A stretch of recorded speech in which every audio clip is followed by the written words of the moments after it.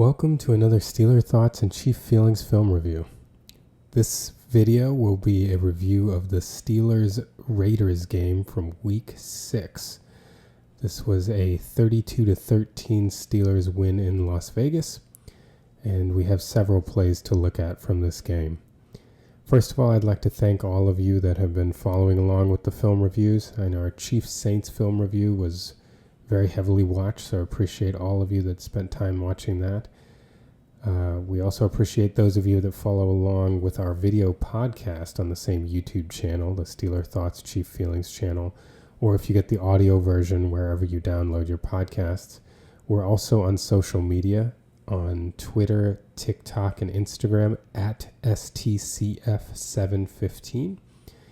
We try to post there about every day, and on game days, for both the Chiefs and the Steelers, we try to post on Twitter during and immediately after the games to try to process what's going on in those games. Again, that's at STCF715.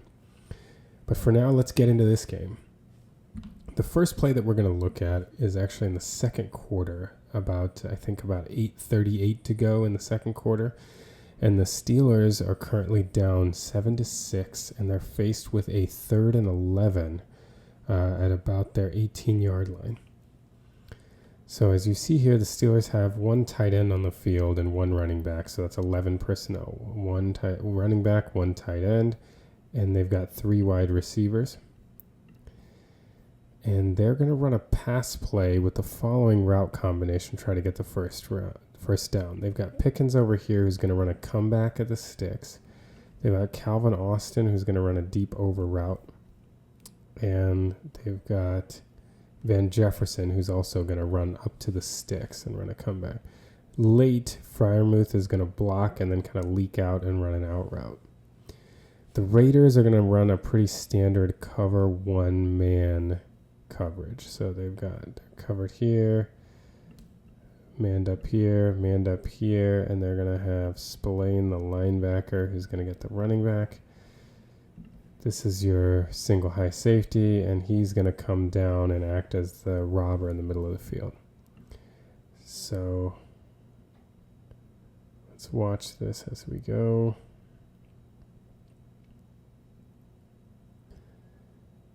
So here's the route combination we're talking about. Calvin Austin coming up here on his over route. We've got Pickens coming up and Jefferson coming up as well. Now, the first thing to note is that Fields gets immediate pressure from the defensive tackle here. So you watch him come and he's going to beat Zach Frazier immediately and be right in Fields' face.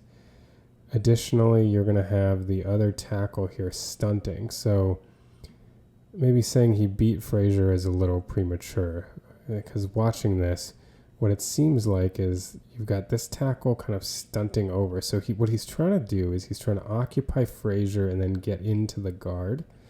And then you have the other tackle stunting, looping around and trying to get freed up. But what it looks like happens here is that Frazier kind of notices him coming around and tries to pass him off to McCormick, the guard. But McCormick is not wise to the stunt, so he's not paying attention. He's supposed to, as 69 comes and pulls in here, McCormick is supposed to take him and free up Frazier to get number 9 as he comes around. But McCormick allows 69 to get by, and Frazier is in a rough spot here because the guy he's supposed to pass off is getting through, and then he's got the stunting tackle coming by him. In any case, the end result is immediate pressure in Justin Fields' face. And if you notice, while he's hitting the back of his drop right here with pressure right in his face, he's got nobody open. Pickens is still coming up and trying to run his comeback. Jefferson is here trying to run his comeback. Austin is beating his man on the over, but he's running right through the robber. So right now, he's got an underneath man right by his route. So Fields has got nowhere to go with this ball and immediate pressure. So he bails out to his left. But this is where I think Fields looks like he's improved the most this year.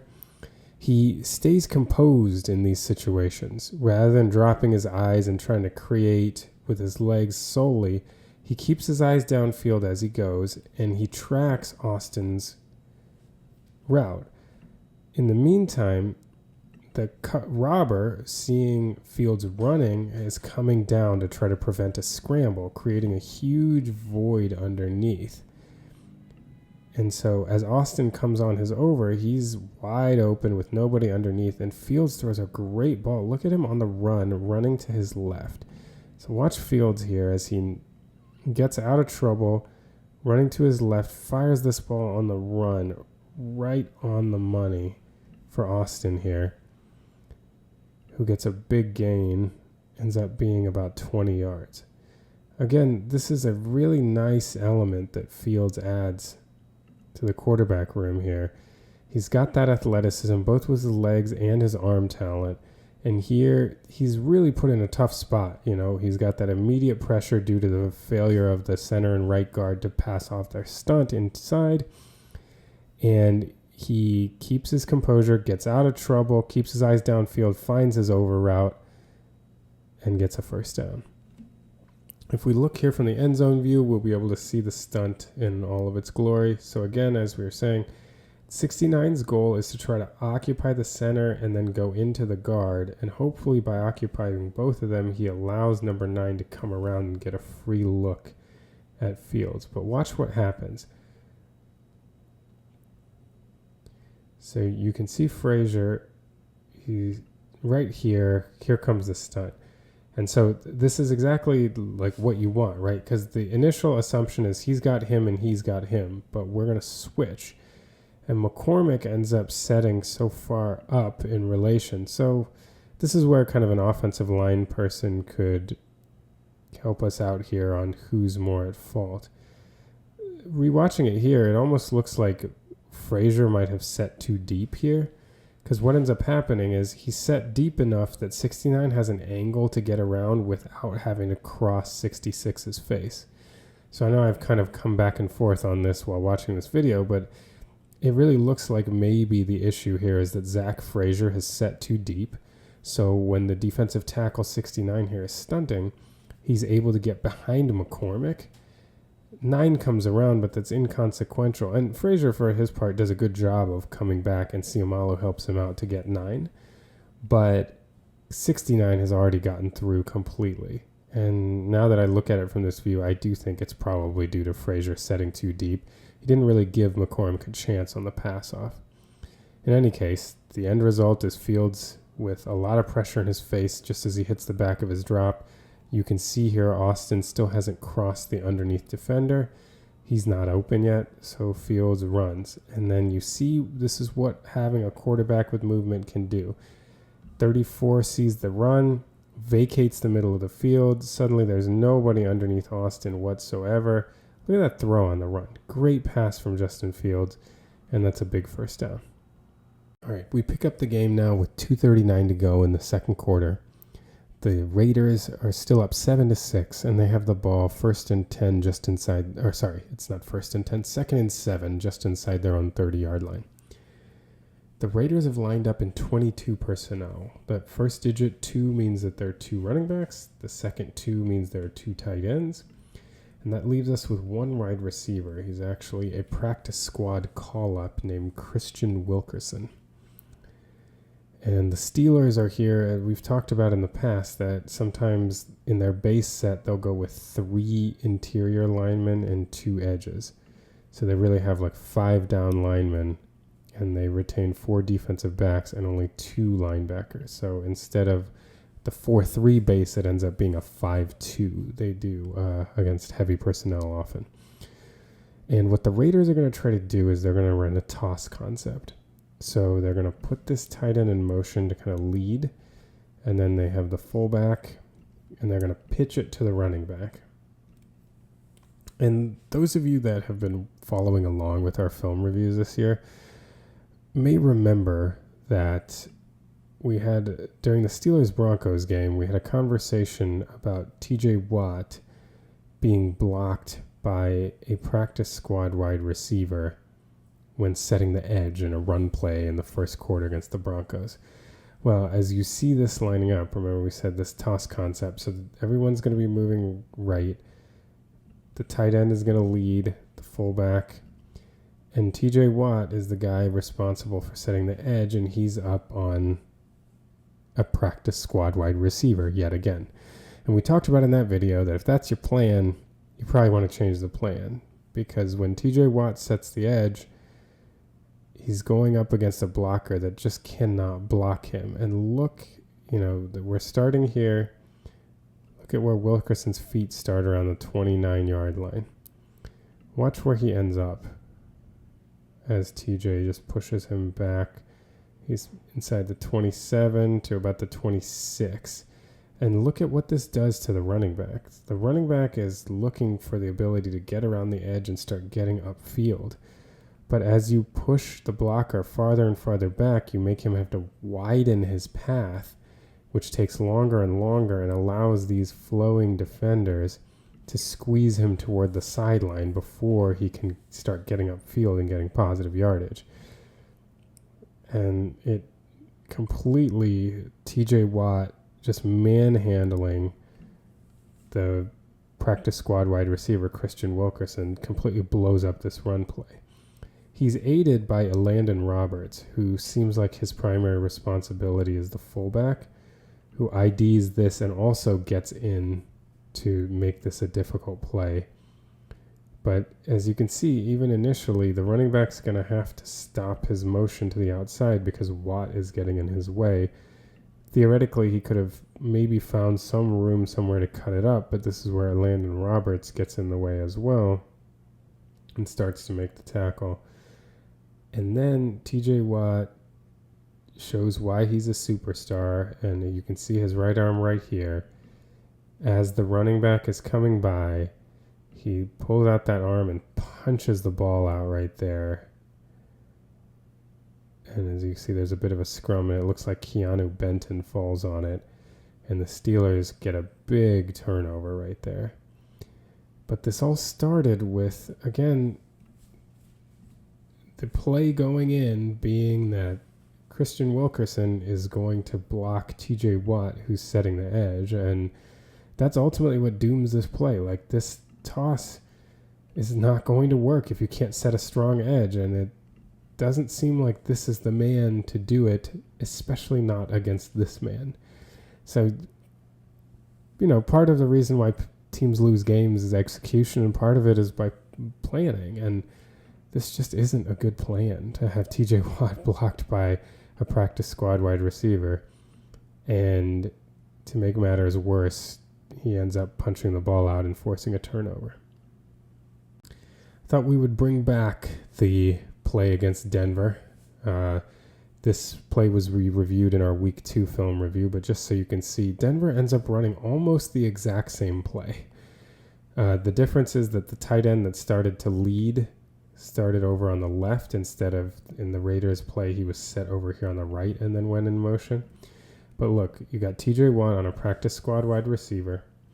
And this time, the linebacker that's responsible for the fullback instead of Landon Roberts is Patrick Queen. And Landon Roberts is actually responsible for the tight end, so you'll see him run out with the tight end. But watch how similar these two plays look. The Broncos are really running the same play that the Raiders ran, and look what the Steelers did to this one. Again, this play was initially blown up by the fact that a practice squad wide receiver cannot set a sufficient edge against TJ Watt. And so Watt pushed him into the backfield. He actually ended up hitting the fullback too. And again, it makes the running back, it makes it impossible. He's trying to find some kind of angle to get outside and cut this upfield. But they're making him go wider and wider, and ultimately he gives up on trying to get around Watt because he's pushed his blockers so far into the backfield. And as he tries to cut it up, this is where Patrick Queen flies in, like Landon Roberts did against the Raiders. And Highsmith had done a great job on this play of backside pursuit. And so Queen and Highsmith are able to contain the running back and stuff him for a loss. So it's interesting, the Raiders went back to the well with the same play that the Broncos used out of a slightly different formation. And with the same idea, having the edge set on TJ Watt by a practice squad wide receiver who got blown up, and ultimately the play got blown up as well. All right, and so now back to the play from our current game. Let's watch this from the end zone. So again, this is the matchup we're talking about with TJ Watt against Christian Wilkerson. And then Landon Roberts is the one that's responsible for the fullback down here. So he is going to key on this very quickly, and look how fast he starts getting depth, and look at how TJ Watt is just pushing the Wilkerson back into the backfield. And at this point, like, where do you go if you're the running back? Like, if this edge is set strong a couple yards back, or God forbid even pushing him back, then you can start turning this upfield and hopefully get around Bowers here and start cutting upfield. But when you get pushed back like this, it forces the running back to bow it out wide, and he ultimately doesn't have anywhere to go. Roberts makes this decision even harder because he kind of comes right to the point of attack.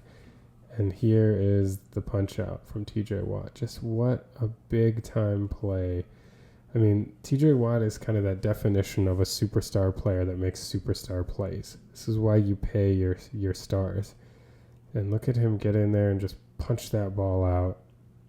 There it is on the ground. Benton with good awareness to recover, and the Steelers get a big turnover in Raiders territory. It up with 1:19 to go in the second quarter. The Steelers are driving here, and they've got a 3rd and 4 at the Vegas 24-yard line. They come out here they're actually in 12 personnel. They've got one tight end split out wide. So here's the one running back and then the 2 tight ends, which gets you 12 personnel. And they've got 2 wide receivers, both lined up on the left side of the formation. The Raiders look to be in a cover 1 man, where what it looks like is here's how they're manned up. They're manned up here, and here. This is our deep safety. And this is our robber defender. It looks like he's got the running back and he's got the tight end here. And the Steelers are going to run this route combination. They're going to have Pickens come in and run a dig.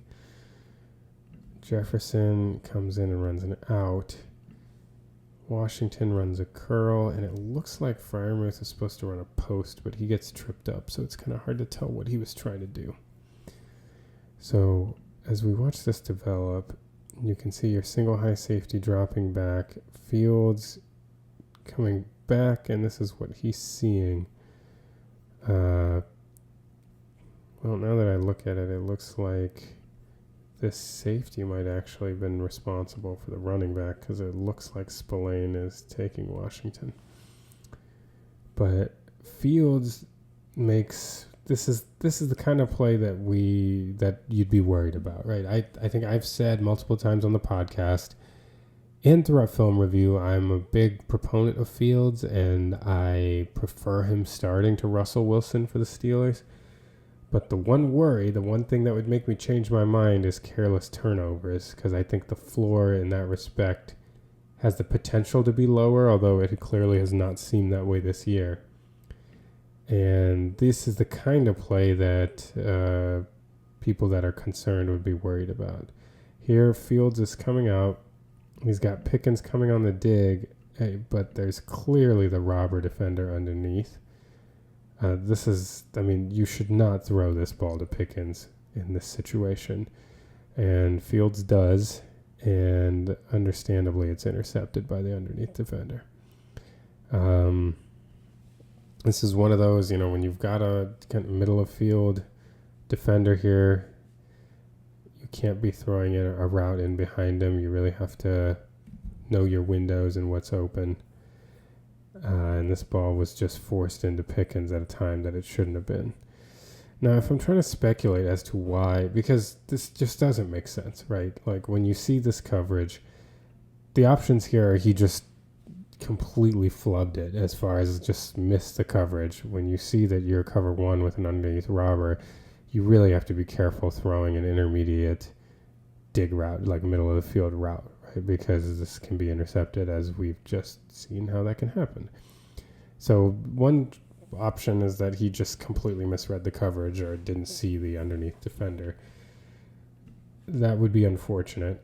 The other option is that maybe, because honestly, I don't really understand this route combination in this situation against this coverage.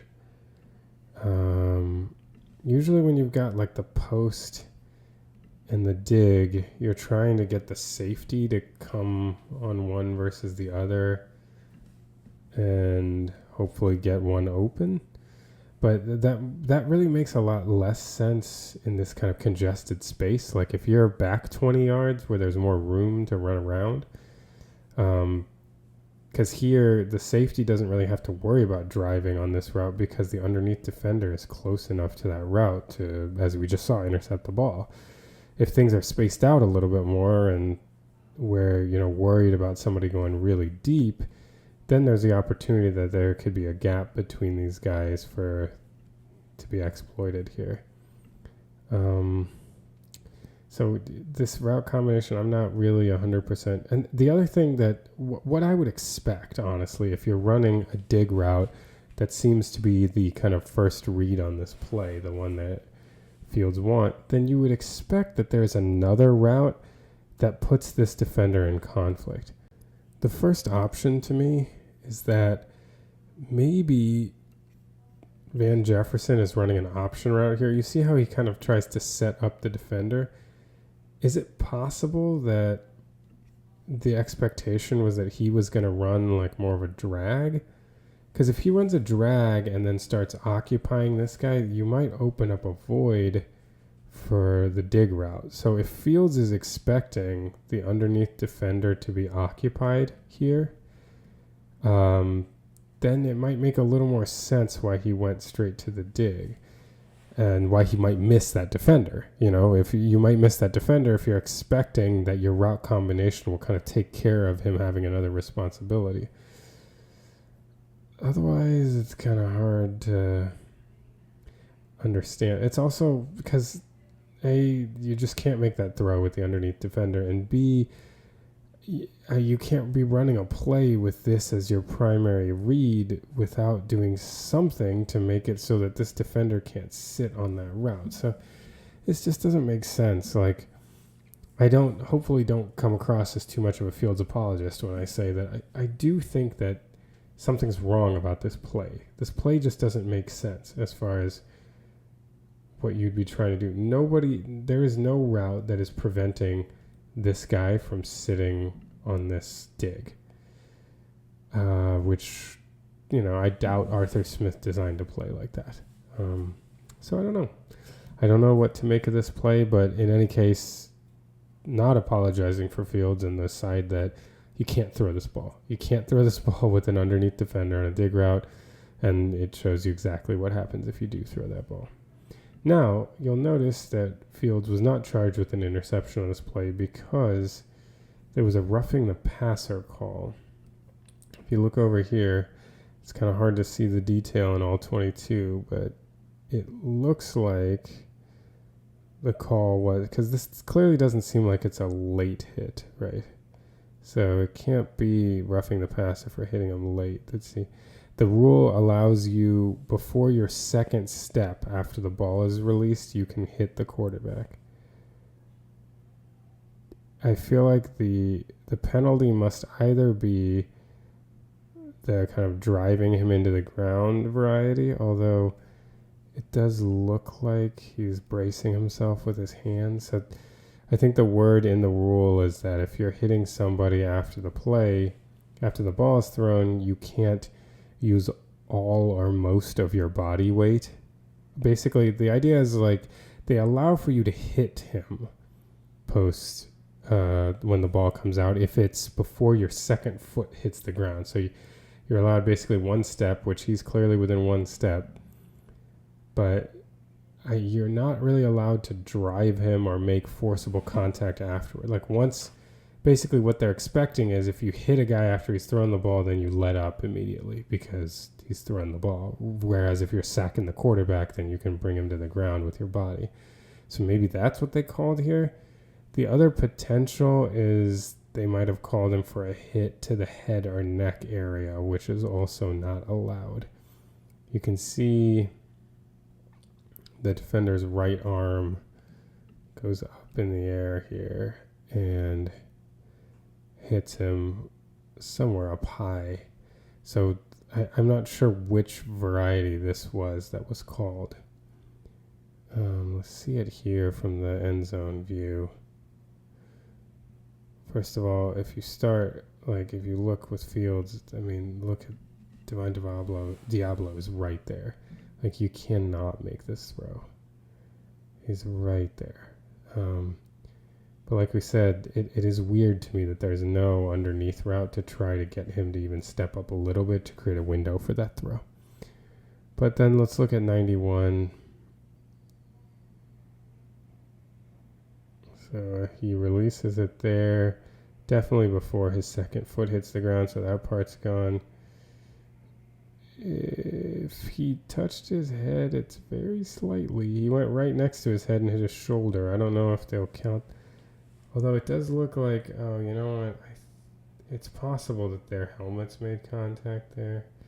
And you have to remember the NFL's very, very, very, very concrete about these things. Your helmets tap, your helmets tap. And the refs have been instructed, if they're unsure, basically throw the flag. So, I don't know. It could have been for some contact to Fields' head. We don't have a great resolution video here. Or it could have been for the kind of end of this play, because you're definitely allowed to hit him. But if he's thrown it, they're not so permissive of just taking him down. So I don't know what the exact penalty was. But, you just remember, I think my take or advice on this play would be just never, ever be hitting a quarterback high. If you come anywhere near their head or neck, the chance of a flag being thrown is fairly high. That's my guess as to what this penalty was. But anyway, it was called, and it gave the Steelers new life on this drive after a rough pick from Fields. Now we're later on the same drive. We're down to 34 seconds to go in the second quarter. Steelers still down 7-6. And they've got 4th and 1 at the Vegas 3-yard line. First of all, pretty bold decision here to go for it. Instead of take the field goal, to take the lead going into the half. A lot of times teams that are aggressive, I think normally if you have 4th and 1 at the 3-yard line, most people would agree, at least many, many more people are starting to agree, myself included, that this would be a situation to go for it. I think it being end of half may change the calculus a little bit for people, just because you lose the small benefit, and admittedly it is smaller than I think most people that are field position junkies would care to admit, but you do lose the small benefit of backing the other team up if you don't get the first down. But here with 34 seconds left, Tomlin was willing to risk it, and he decided to go for it on 4th down, and he had his team lined up in, this is 22 personnel. Actually, it's 23 personnel because they've got a tackle eligible. So they've got 2 running backs, and these are 2 traditional tight ends, and then 74 is an eligible receiver on this play. The reason why you know that is you, on the end of the line on any play, the person on the very end of the line must be an eligible receiver. And an eligible receiver has to cover up the tackle. I guess the 2 things I said essentially mean the same thing. There cannot be an offensive lineman or an ineligible receiver that is someone who's not eligible to catch a pass cannot be the last person on the line of scrimmage ever. So if this is a legal formation, that means this person must have reported as an eligible receiver. So really it's 23 personnel. It's like there are 3 tight ends on the field. So they started with Freiermuth over here, and they motioned him over there. So your two tight ends are over on the left side. And they run a play-action dive, basically simulating that Najee Harris is going to take this and try to dive forward for the first down. And, remember, even though they're on the 3-yard line, this is 4th and 1. And notice what happens when they go make the play-action motion. Both linebackers just 100% commit. And you end up in a situation where 8 people from the defense are all in here, and 1, 2, 3 are the only people that aren't kind of in the scrum. So what the Steelers do is they get Freiermuth to come out, and he ends up sitting, and Darnell Washington kind of goes out into the flat. However, the Raiders that did not participate in this ended up covering this play pretty well. Freiermuth is covered, Washington is covered, and this is where having a quarterback as athletic as Justin Fields pays huge dividends, because he's just like, well, I'm faster than you. And he beats the Raiders lineman around the corner and scores a touchdown.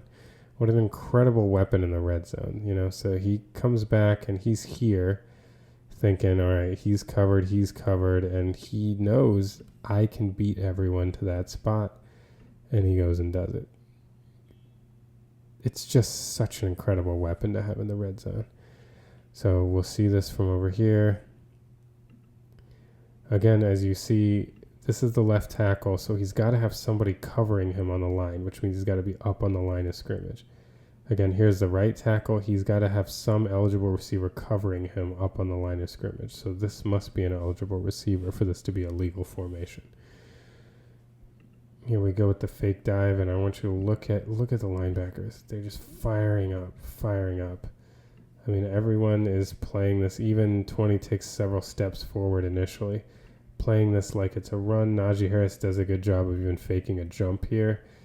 And then look, Fields comes back, but the Raiders did well in covering this, but they didn't have someone to account for Fields, and he's just too fast to track down in that situation. Touchdown, and the Steelers get their lead. They go up 12-7 after having missed the 2-point conversion attempt. They go into half up 12-7. Yep, that's right. We're showing you a punt. So something exciting must have happened.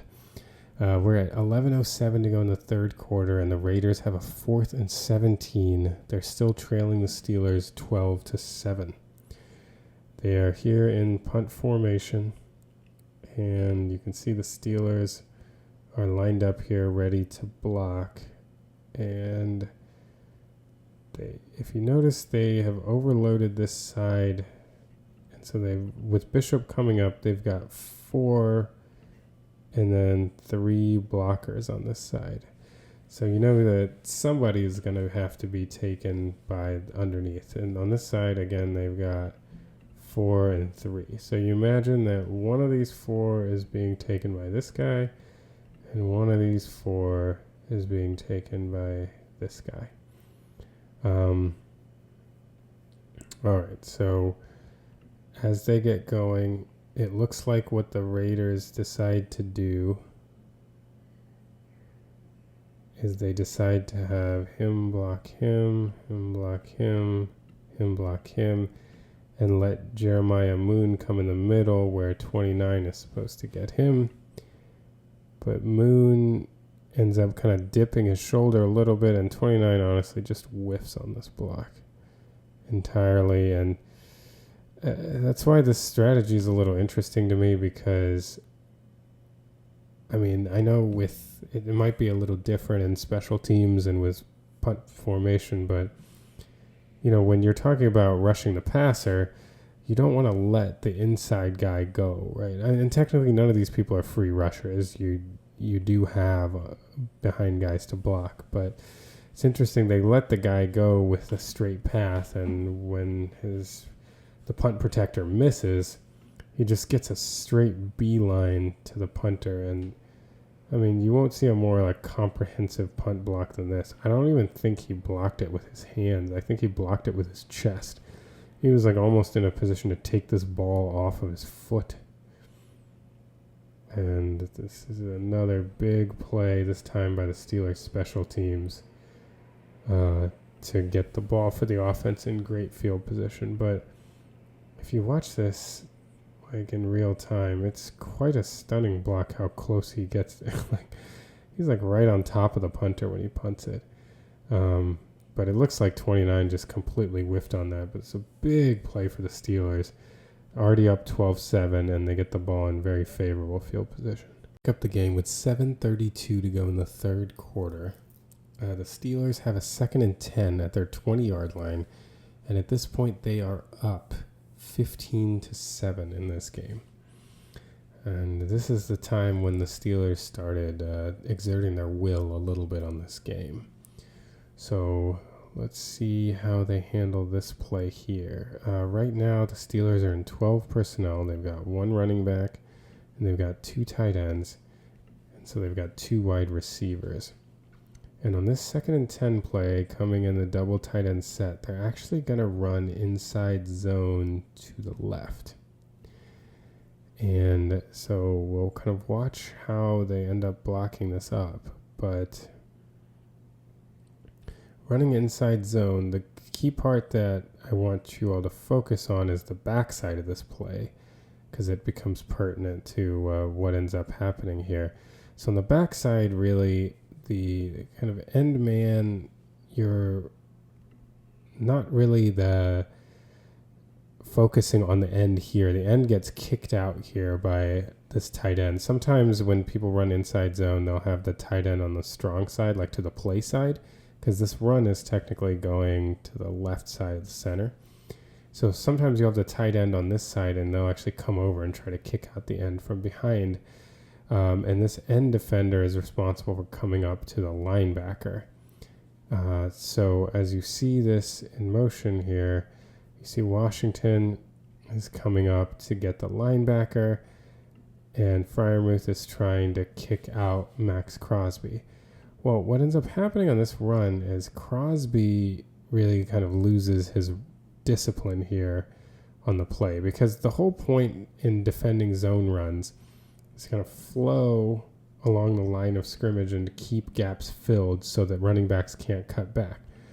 But Crosby, when he's trying to beat Freiermuth's block, instead of staying inside to contain, he ends up coming outside, and what that does with Washington getting the linebacker is it creates a massive cutback lane for Najee Harris, and Harris sees it as he kind of hits and he's looking for his gap. You know, the thing about zone running is that you really have to read it as the running back. It's not like there's a preset gap. He's initially trying to come on an inside zone play. You're trying to come to the kind of hip of the center is your like first aiming point, but then you're trying to read out the blocks. And so he comes and gets, he's reading out the blocks and sees huge daylight because Crosby vacated his spot trying to get around Freiermuth, and he takes the cutback lane and hits it in a hurry and then puts a nasty juke on Jack Jones in the hole, and Harris is off to the races. This run, honestly, is reminding me so much of what he used to look like in Alabama. He looked so nimble, so athletic, and look at him put that juke on Jones and just go. But really what kind of started this play is Washington doing a great job getting up to Diablo, and then Crosby really just kind of vacating. This is where sometimes very talented linemen get in trouble for ad-libbing on run plays. They're trying to make a play and they're doing what you're not supposed to do, and sometimes you leave a huge gap, and Harris took advantage of that gap and got a big gain here on this run. Look at it now, and so again, you're looking at inside zone. Harris is coming this way, and what we were paying attention to is the block here by Washington, and then Freiermuth is trying to kick out Crosby, who ends up kind of kicking himself out by trying to beat the block around the outside. So you see here, initially if this gap isn't open, then Harris is kind of reading through and trying to see where else he can go. But he gets that massive gap over on the left because Crosby tried to go around Freiermuth to the outside, and Washington hit his block. And then look at that juke. Let's look at that one more time. So again, opening up the hole, and then Crosby's out of position now because he tried to go the other way. Boom. There's the juke, off to the races. That's a big play for the Steelers. We're now at 4:21 to go in the third quarter. We're still on the same drive. Steelers up 15-7, and the Steelers have a 2nd and 5 around the Vegas 36-yard line. And the Steelers here are lined up in, they've got one back, and it looks like 2 tight ends. And there's the one wide receiver, so there must be another tight end. So let's see. Yeah, it looks like here, this is the end man on the line, right? So we were talking earlier in this video that the end man on the line has to be an eligible receiver. So on this side, the end man on the line is here. Over here, this is the end man on the line. As you see, this man is like a little offset behind, and he's offset behind. Because again, the other part of it is true too. You can't cover up an eligible receiver. So you see how his helmet is behind. If his helmet was up in line, this would also be an illegal formation. So basically, the people on the line of scrimmage are your 5 offensive line, 2, 3, 4, 5, and then 1 eligible receiver on this side, 1 eligible receiver on this side. That's it. Everybody else has to be off the line of scrimmage. So that means this is also a tight end. So 1, 2, 3, this is 13 personnel. 1 running back, 3 tight ends, and then the 1 wide receiver. And the Steelers are going to run a toss to the left. And they don't have anybody pulled. They don't have, a fullback or anyone leading. They just, have the tight ends coming out and trying to seal the end. And they're going to run a toss out here to the left. So here we go. And if you look at how it ends up working, so Max Crosby gets himself pushed inside a little bit, and so the innermost tight end, who is Connor Heyward, he ends up being able to seal Crosby pretty easily because Crosby came in and set inside. 69 is giving Dan Moore a little bit of trouble, and Isaac Seumalo comes over and is trying to help out with that. Washington ends up blocking Diablo, and I wonder if that was intentional or whether Washington was to take Spillane and Freiermuth could then take Diablo. Not sure. But in any case, Spillane and the end corner end up coming through unblocked. Spillane does a great job of knifing through. So the Raiders really kind of got what they wanted. This wasn't a perfectly blocked up run by any means. Spillane gets through, the corner is there on the edge, and the corner here does his job, right? You've got the corner's job when he gets out here is to just set an edge. Be present, don't let him beat you down the sideline. Set an edge so that he has to slow and maybe even turn back into your pursuit, right? Spillane does not do his job.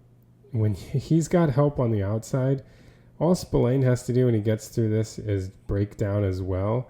And you've got inside, outside, and you can wait for reinforcements to come in, or you can make the tackle together. But Spillane, maybe because he's playing his former team was a little too excited and fires through here over pursuing this run. And as Najee Harris showed in the last clip, he's quite adept at cutting back. And so when he sees a guy over pursuing, he cuts back to the middle. These two defenders end up running into each other.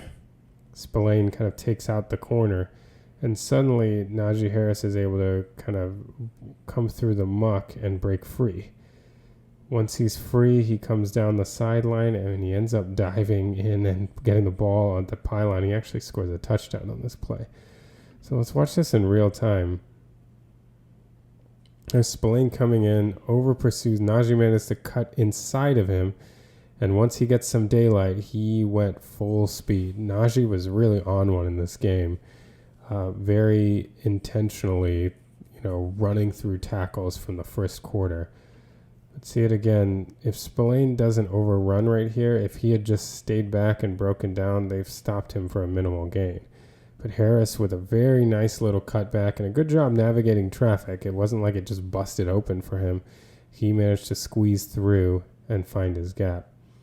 So again, what you want to watch is him and the corner over here. These are the two that kind of get in position to make a play here. So not by any means like a perfectly blocked play. So now watch Spillane. He sees the gap. He does a great job IDing the gap and getting through. But just as the corner comes under control here to try to help contain, Spillane needs to do the same in the middle, come under control and not let this happen. Harris manages to cut inside of him. And then this really is a great block here. Washington should get a ton of credit here for hanging on to this block and sealing off right here so Harris was able to get it around. So really, after Harris cuts in against Spillane, tons of props here for Darnell Washington on his block on Diablo, because that's where, and to Freiermuth. Ooh, man, the tight end's really having a show. Because we started by saying that Connor Heyward managed to do enough to get Max Crosby walled off. Then Darnell Washington with a fantastic block on Diablo here. And then for the final tight end shout out, look at the very end, Freiermuth gets 20 right here. That gives the final lane. Just great downfield blocking from the Steelers. This was a really well done play, but started with, Spillane in the corner ended up being able to get to influence, but Spillane overran the play and Harris cut back. Then beyond that, it was some nice blocking downfield by the tight ends to spring him loose for the touchdown. All right, so now we are at 14:22 to go in the fourth quarter. Steelers up 22-7, and the Raiders have put together a drive here, and they've got 3rd and goal at the Steelers' 1-yard line. So the Steelers have one running back in, that's Amir Abdullah, and they've got one tight end, which is Brock Bowers, and he's a pretty slight tight end, more of a pass-catching tight end. So seems like a little more of a passing formation. They've got 3 wide receivers and a pass-catching tight end on the field with a running back who is known to be a quick back, too. The Steelers are really kind of mugging it up here up front. This looks like Roberts and Queen are kind of showing potential blitz. Here they've got 4 down, and they've got 2 linebackers, so they've got 5 defensive backs. So then they're in their nickel formation to counter this 3-wide set. So they're ready with more defensive backs. This looks like more of a passing formation, but the Raiders end up running from the gun, and it looks like the Steelers might have expected it, because if you look, they end up with an all-out cover 0 blitz.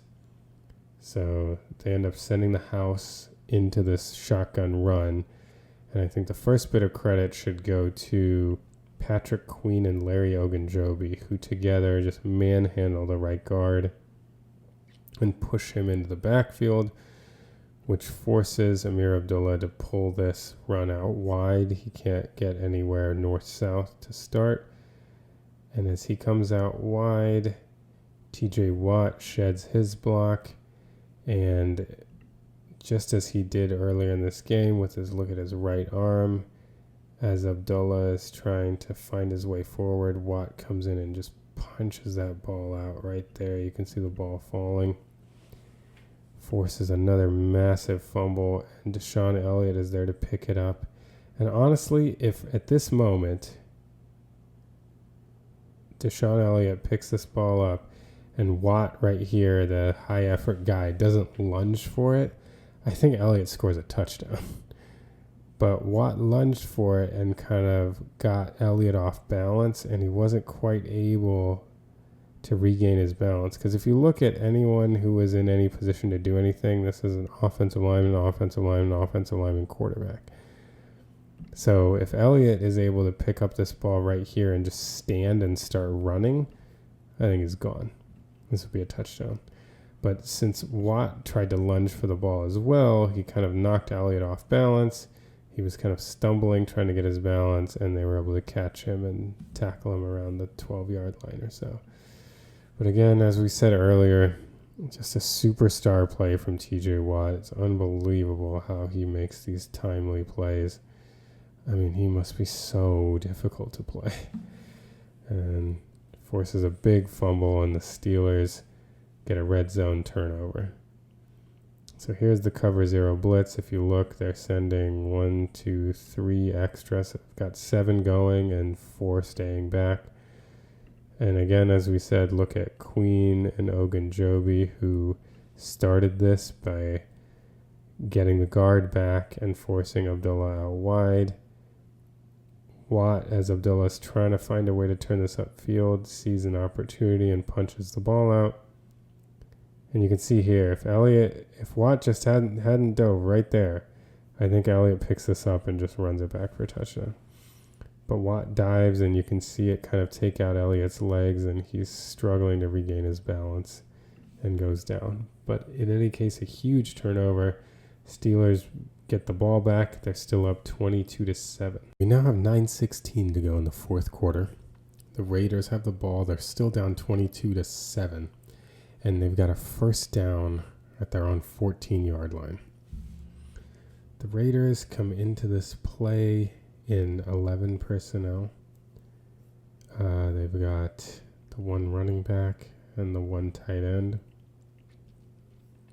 This actually may be Brock Bowers, so they might have 2 tight ends here, but he's kind of treated a little bit as a hybrid. So let's see, but the Steelers appear to be in their nickel. So they've got 2 linebackers, 5 defensive backs, which gives you a nickel, and they've got 4 down. So the Raiders are going to run, basically it looks like they've got an over route here. They've got a post, and they've got a curl. And the tight end is going to kind of help chip TJ Watt to start, and then he's going to leak out. And so the real thing to watch here on this play is Cam Heyward. He kind of steals the show. For completeness, the Steelers are running cover 1 man. So Minka Fitzpatrick is their 1 deep safety. They're kind of manned up across the board here. They've got Peyton Wilson as blitzing, which holds the running back in. Queen is your robber underneath defender. And so now watching the man of the hour, who's Cam Heyward, you want to watch him coming in against the left guard. So what ends up happening is TJ Watt is going to go in on the left tackle and get a chip here. And here you've got the right guard. Cam Heyward's on the left guard, left tackle, and Peyton Wilson kind of blitzes between, so the running back has to come and pick him up. The center ends up helping out over to the right, and look at what Cam Heyward does to the left guard right here. Just gets his hands off of him and sheds him immediately, and he's able to get immediate pressure on Aiden O'Connell. So if you look at O'Connell, he hits the back of his drop here. He's being forced to step up by the edge rush, and look what he sees screaming right into his face. At this point at the back of his drop, he's got nothing open and nowhere to go with Cam Heyward just bearing down on him. Another good interior rush over here. Looks like Montravius Adams. He does a good job collapsing the pocket too, getting the left guard and then eventually the center in, but Cam Heyward just looks like a much younger man the way he makes plays like this. Again, just watching the way he completely sheds the guard here, gets around, and this play has no chance. I mean, I see stuff like this every Sunday with Chris Jones. I mean, this is that level of a play. And Cam Heyward, just at 35, I believe, is still making plays like this. It's incredible. Watch it here. Watch this matchup. I mean, this is just an incredible individual effort here. I mean, just unbelievable. What is a quarterback going to do? I mean, props to Moon here for getting around the edge here to force O'Connell to step up, but this was just Heyward dominating the play, getting a big sack on first down and putting the Raiders in a huge hole to start. This here is only a couple plays after the Heyward sack. There's now 8:32 to go in the game, and the Raiders have 3rd and 19. Again, they're down 22-7 at this point. And so the Raiders come out here in, looks like 11 or 12 personnel. I don't know if 84 is a tight end or a wide receiver. This is Brock Bowers. He's definitely a tight end.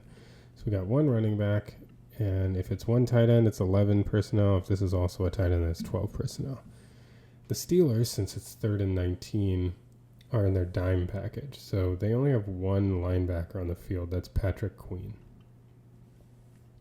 They have 6 defensive backs, which is what makes it a dime. 4, 5, 6, and then they have their 4 down linemen. So the Raiders end up running an out route here, go route down the seam, and a post. And the Steelers are running a cover 3. So here's our middle of the field safety. Here's the other deep zones. And Minka is going to sit underneath. You're going to have 2 guys getting the flat. And Patrick Queen is also going to sit underneath with Minka. Everybody's going to kind of drop back because remember it's 3rd and 19. So here are the route combination we're talking about. You can see we've got flat defender underneath, flat. Jackson is dropping. Elliott's got the middle. Porter's dropping. And Minka is just kind of sitting as an underneath robber, waiting for anything. You can see TJ Watt kind of gets a little bit of a rush around the corner, but the tackle does a good job by pushing him away. And this is what O'Connell sees as he's rearing up to throw. There's a little bit of a window here for an out route. These are both short of the sticks. But really here and here, there's nothing there. And he, for whatever reason, decides to try this one. And if you look at how the window closes, I mean, if he throws this accurately, Minka is there to knock this pass down. As it so happens, he overthrew it just a smidge, and Donte Jackson was right there to fall in and intercept it. This is a bad decision from Aiden O'Connell, and I get it, he's forcing it, it's 3rd and 19, but, I mean, there's just no window for this throw. Like, this is not open in the NFL. Defenders close way too fast. So this ends up being intercepted pretty easily. Another turnover for the Steelers defense, and Jackson actually does a good job returning it. You can tell he really wanted to get to the end zone, and you wonder if he had tried to continue this outside around Beanie Bishop's block, maybe he could have done so, but he cut it back and got into his pursuit. It would have been tough either way, but you can tell he really wanted the touchdown. I don't know that we're going to get much insight into what O'Connell saw from this vantage point, but you can see how tiny the window was. Like, see, if this ball is thrown better, Minka is right there to knock it down. He ends up overthrowing it, and Jackson's right there to pick it off. So, not a great decision. Good coverage from the Steelers, and another big turnover. This is immediately after that interception. We now got 8:16 to go in the game. The Steelers have 1st and goal at the 7. They're up 22-7. Pretty comfortable at this point, but really trying to ice the game and end it for good. And their first down play is a pretty cool one. So they come out in 12 personnel. So they've got one running back and 2 tight ends. Actually, this is 13. They've got 3 tight ends. So here's the one running back, 1, 2, 3 tight ends, and 1 wide receiver. And this is a real nice play design from Arthur Smith. What ends up happening is they're going to have Scotty Miller go in motion across the formation, and behind him they're going to fake a toss to Harris going this way.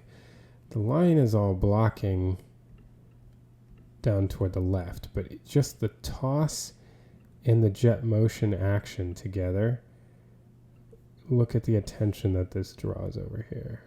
All of these people kind of flowing over toward the fake toss. In the meantime, what Arthur Smith does is he's got Isaac Seumalo pull out and kind of lead. And then Dan Moore kind of replaces inside, and the end, they kind of have like a trap block set up. So they let the end in, and then Freiermuth kind of pins him in. And then the center and right guard are double teaming the tackle here. And the right guard, McCormick, comes off. So he ends up forming a little convoy with Seumalo for Justin Fields, who's keeping it off the toss. And look, all the second level defenders over here are out of the picture because they've all been faked out by the toss action. So again, look, as we're setting up the toss, the line is readying for a run to the left. Freiermuth comes down to seal off the end. Here comes Seumalo coming out to lead. McCormick will start by helping out inside. And as the blocks kind of solidify, and this is where with the line flowing left. So you see Washington ends up taking Crosby. The right tackle Broderick comes into the tackle here. So then as you have left guard and left tackle, sorry, the left guard has come out. The right guard is kind of free as the center and left tackle because the left guard Seumalo has come out. So center and left guard are taking the remaining interior guys. The right guard is kind of free to help double team, and then he slides out as well. And then we can see this in action. So here comes McCormick coming out as Fields loops around, and they're just 2-on-1. Like there's nobody here. Fields really kind of has his choice. He tries to cut it up middle and scores a touchdown. What a great play design from Arthur Smith. So we can see it a little better from here. So Seumalo is going to come out. What they're going to do is he's going to block him. He's kind of available to help. So he starts by helping with the double team here. Moore is going to come in and get him. And they allow him down, and Freiermuth does a good job sealing him off as Fields comes around.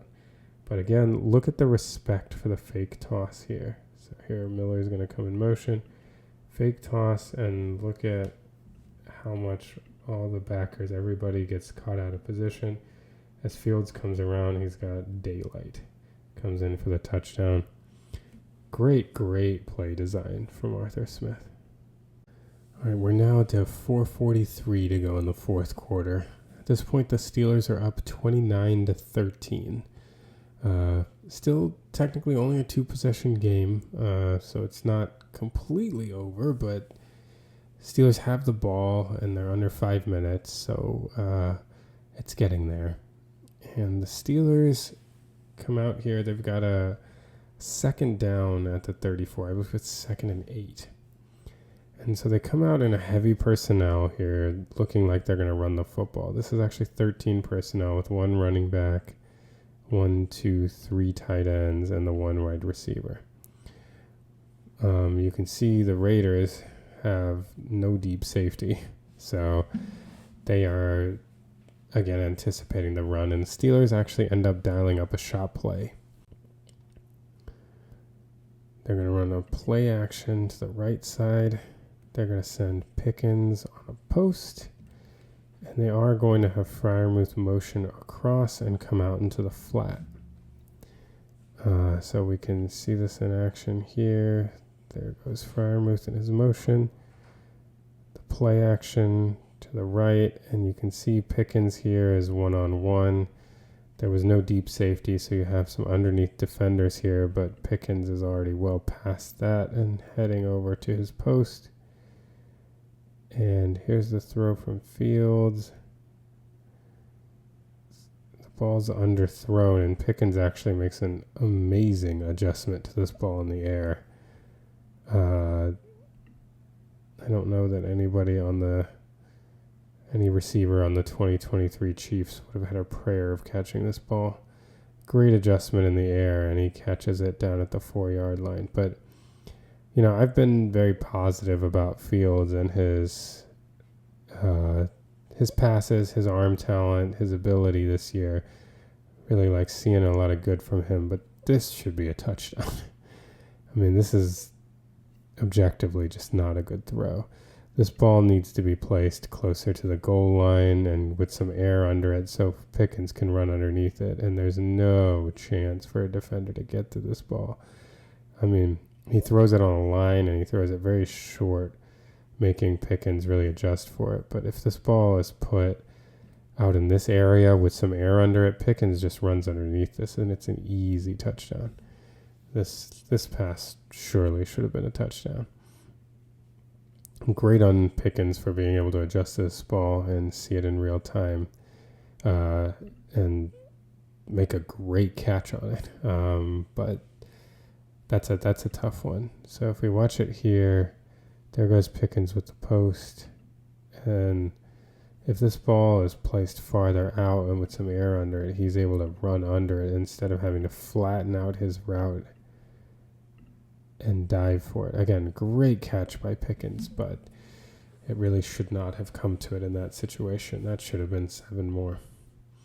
In any case, it ended up being a win for the Steelers. They won 32-13 to go up to 4-2 for the season, having won 3 of their 4 on the road, I believe. Is that right? Let's see. That's right. The 4th one was the win against the Chargers in Pittsburgh. But they won their first 2 on the road, then won 1 at home. And they dropped 1 on the road, then 1 at home, and now they've won again on the road. So 3 of their 4 wins on the road. And they've got a big home game coming up, Sunday Night Football against the New York Jets this weekend. We'll be excited to see that one and then put out a film review next week. Thanks to all of you that watched this video or watching anything on our YouTube channel, be it the Steelers film reviews, the Chiefs film reviews, or the Steeler Thoughts Chief Feelings podcast that we release once a week.